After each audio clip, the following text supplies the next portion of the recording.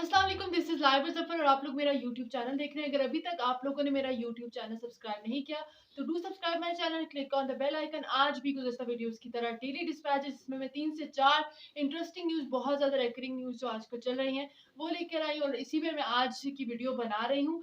आज की जो पहली न्यूज़ है वो मैं शामिल करूँगी यूक्रेन रशिया वॉर की फर्स्ट एनिवर्सरी पर रशिया ने न्यूक्लियर अटैक करने की धमकी दे दी है। यूएस भी बहुत ज़्यादा एक्टिव नज़र आ रहा है, पूरा यूरोप भी एक्टिव नज़र आ रहा है क्योंकि नेटो भरपूर तरीके से इन्वॉल्व है यूक्रेन के अंदर। इसके अलावा जो अगली न्यूज़ है वो ये है कि यूएन ने अर्जेंट सेशन को समन किया था रशिया और यूक्रेन की वॉर को रोकने के लिए। और इसके अलावा मज़ीद मैं इससे रिलेटेड डिटेल तो आगे शेयर करूँगी, लेकिन अगली न्यूज़ जो है मैं आपके साथ काफ़ी इंटरेस्टिंग शेयर करने वाली हूँ, जो कि मैं पिछले कई दिनों से चाइना की इन्वॉल्वमेंट के हवाले से ज़िक्र कर रही थी रशिया यूक्रेन पर। तो चाइना ने कैटेगोरिकली 12 पॉइंट्स पेपर पॉलिसी जो है वो शाया कर दी है रशिया यूक्रेन वॉर पर। इसके अलावा सिर्फ रशिया यूक्रेन वॉर ही नहीं, इसराइल ने एक बार फिर से पैलेस्टाइन पर अटैक करना शुरू कर दिया। इस हवाले से भी आज की वीडियो में मैं बात करूंगी। इसके अलावा एक और इंटरेस्टिंग न्यूज़ जो कि थोड़ी सी डिफरेंट है इंटरनेशनल ग्लोबल एरिना से, और वो ये है कि जेम्स वेब टेलीस्कोप जो कि रिसेंटली लॉन्च की गई थी स्पेस के अंदर, उसने 6 मजीद गैलेक्सीज को दरियाफ्त किया है। अब नेक्स्ट न्यूज़ आप लोगों के साथ शेयर करती हूँ, उससे पहले मैं थोड़ा सा आपको बताऊं कि पिछले कई रोज से चाइना पर बहुत ज़्यादा सवाल उठ रहे थे कि चाइना क्यों रशिया की सपोर्ट कर रहा है, जबकि पूरी दुनिया रशिया के अगेंस्ट है क्योंकि रशिया ने अटैक किया था यूक्रेन पर। यूक्रेन सिर्फ डिफेंस कर रहा है अपना।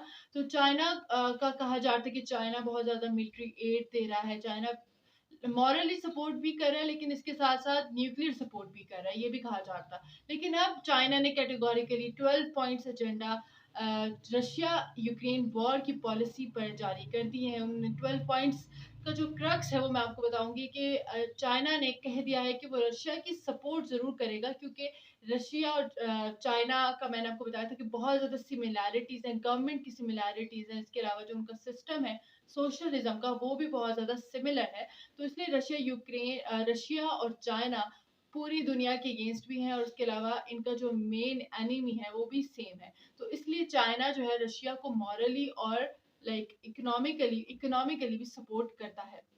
लेकिन इस बार चाइना ने ये स्टेटमेंट दी है 12 पॉइंट्स के अंदर कि वो रशिया को सपोर्ट जरूर करेगा, लेकिन न्यूक्लियर सपोर्ट कभी भी नहीं करेगा, क्योंकि चाइना किसी सूरत भी न्यूक्लियर अटैक के हक में नहीं है। नेक्स्ट न्यूज़ मैं आप लोगों के साथ शेयर करती हूँ। इसराइल ने एक बार फिर से पैलेस्टाइन मुस्लिम पर अटैक करना शुरू कर दिया है। और पिछले दिनों जो रेजोल्यूशन पेश की गई थी 15 मेंबर कंट्रीज ने इसराइल के अगेंस्ट, तो मेरे ख्याल से ये उसका जवाब है। एक बार फिर से इसराइल ने अपनी पावर शो करना शुरू कर दिया है, मुसलमानों को मार कर उसको ऐसा लगता है कि वो अपनी पावर शो कर रहे हैं। तो इसराइल सिक्योरिटी फोर्सेस ने पैलेस्टाइन की बिल्डिंग्स पर अटैक करना शुरू कर दिया और उसको जस्टिफाई किया है कि बहुत सारे जो बागी थे, बहुत सारे रिबेलियंस जो थे, वो शेल्टर थे उस बिल्डिंग के अंदर, और मतलब लाइक छुपे हुए थे, और वो बागियों को मार रहा था, मुसलमानों को नहीं मारता, जबकि मुसलमान जो है उन्हीं को वो बागी कहता है। और फिर इसके अलावा अगर देखा जाए तो यूएस ने फिर से एक स्टेटमेंट दे दी है, जो कि इसराइल का बहुत बड़ा बेस्ट फ्रेंड है। और इसराइल ने यूएस के सपोर्ट में स्टेटमेंट दी और जस्टिफाई किया है कि जो इसराइल था वो बागियों के अगेंस्ट था और जो टेररिस्ट हैं उनको अटैक कर रहा था, जबकि ऐसा बिल्कुल नहीं है। पैलेस्टाइन गजा स्ट्रिप में वो बिल्डिंग्स मौजूद हैं, और वो सारे मुसलमानों को अटैक किया जाता है हमेशा से, यही एक प्रिटेक्स्ट देकर, बहाना देकर कि वो बागियों को, टेररिस्ट को अटैक कर रहे थे, जबकि उस बिल्डिंग के अंदर बच्चे और औरतें भी शामिल थी। अब मैं आप लोगों के साथ मोस्ट इंटरेस्टिंग न्यूज़ शेयर करने वाली हूँ। सबको बहुत ज़्यादा क्यूरियोसिटी होती है यूनिवर्स को जानने के लिए, सोलर सिस्टम को जानने के लिए। मुझे तो बहुत ज़्यादा क्यूरियोसिटी है और मुझे स्पेस के बारे में पढ़ने का भी बहुत ज़्यादा शौक है।